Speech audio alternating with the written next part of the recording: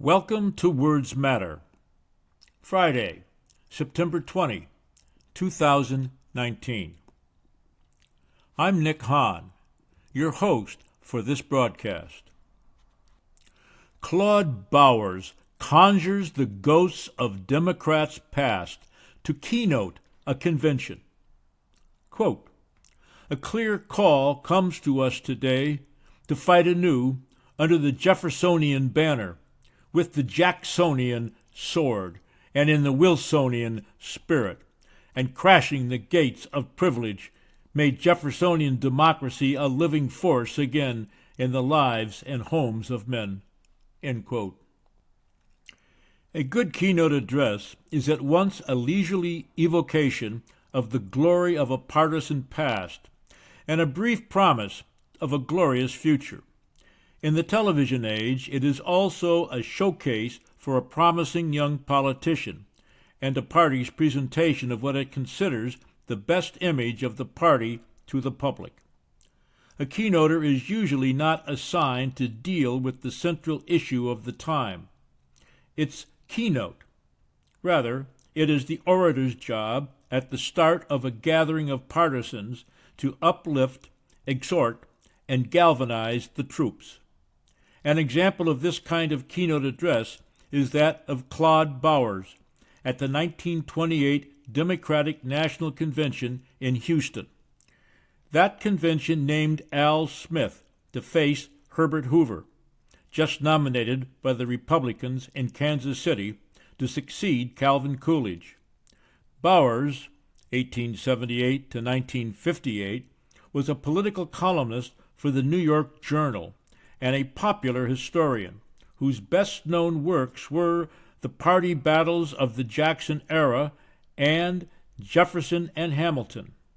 He revered Jefferson and despised Hamilton. He later served as FDR's ambassador to Spain during its Civil War and to Chile in the 1940s. The orator associates the Republicans with Hamilton and disassociates them from their Lincoln. He foresees a plunder bund, or association of predators, if the opposition stays in power, and he makes the coming political contest an Armageddon between the forces of good and evil. Quote, "They are led by money-mad cynics and scoffers, and we go forth to battle for the cause of man." Unquote. It made everybody in the hall feel good. Bowers speaks.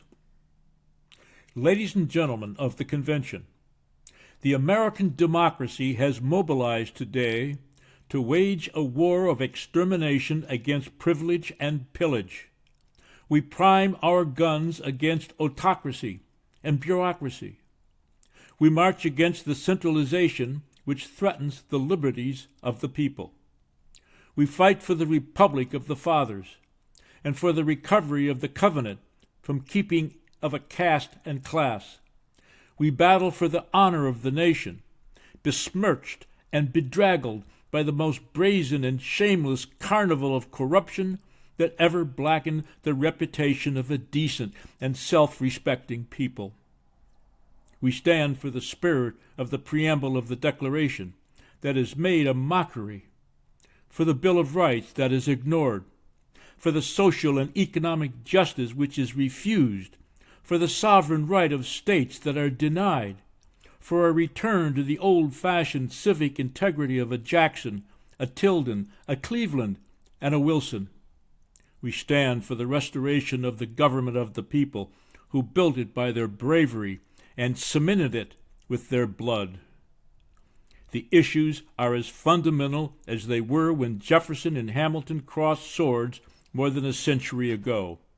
To understand the conflicting views of these two men on the functions of government is to grasp the deep significance of this campaign.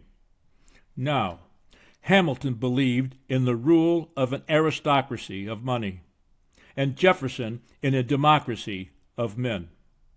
Hamilton believed that governments are created for the domination of the masses, and Jefferson that they are created for the service of the people. Hamilton wrote to Morris that governments are strong in proportion as they are made profitable to the powerful. And Jefferson knew that no government is fit to live that does not conceive the interest of the average man. Hamilton proposed a scheme for binding the wealthy to the government by making government a source of revenue to the wealthy. And Jefferson unfurled his banner of equal rights. Hamilton would have concentrated authority remote from the people, and Jefferson would have diffused it among them. Hamilton would have injected governmental activities into all of the affairs of men, and Jefferson laid it down as an axiom of freedom that the government is best which governs least. Just put a pin in this. There is not a major evil of which the American people are complaining now that is not due to the triumph of the Hamiltonian conception of the state. And the tribute to Hamilton at Kansas City was an expression of fealty to him, who thought that governments are strong in proportion as they are made profitable to the powerful. Who proposed the plan for binding the wealthy?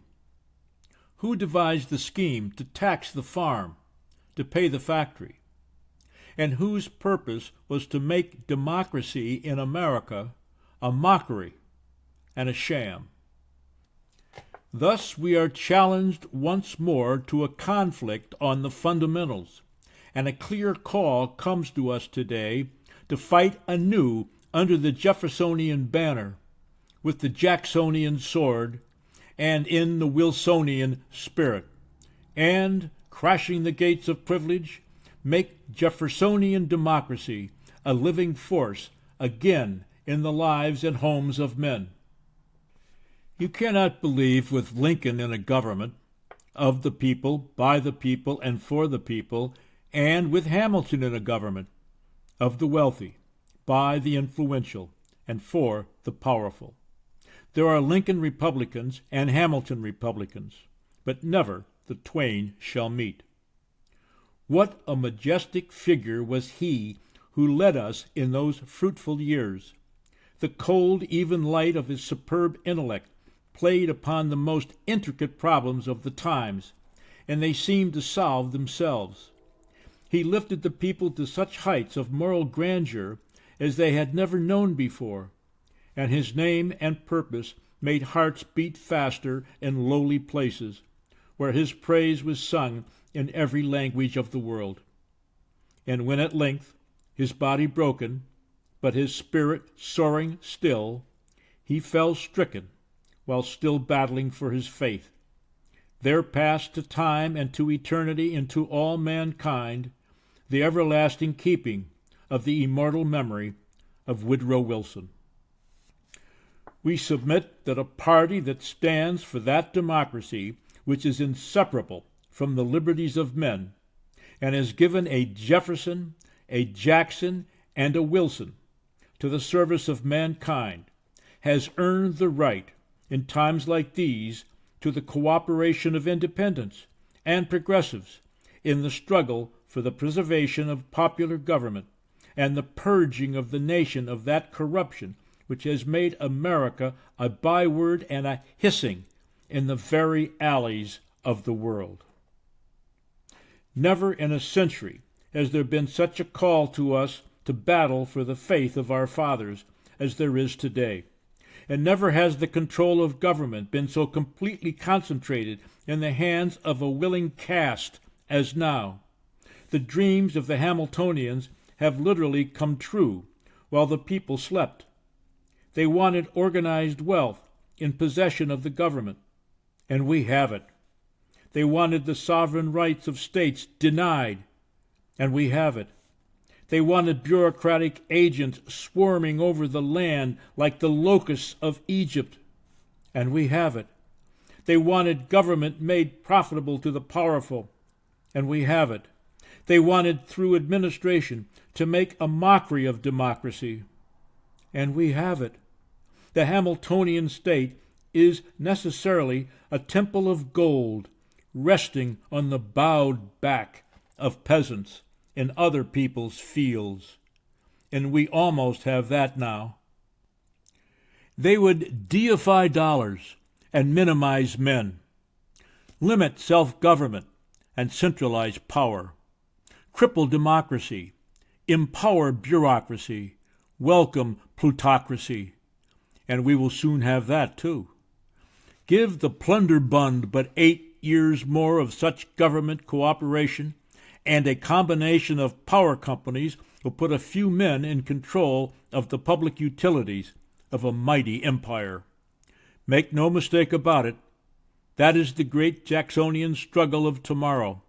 And with that sinister possibility upon us, the people must determine whether they will entrust their interests to those who believe that governments are strong in proportion as they are made profitable, to the powerful, or to the Jeffersonians, who believe that governments are created for the service of mankind. Once in possession and entrenched, the plunderbund of the power monopoly cannot be dislodged by the fighting force of a dozen Andrew Jacksons. We are mobilized to lead the people back to the old paths of constitutional liberty and to the good way.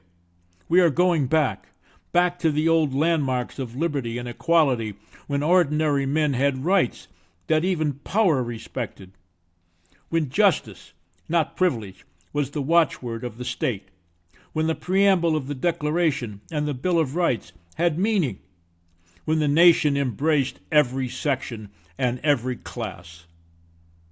Our principles have been written in the triumphs of the people and baptized in the blood of our bravest and our best.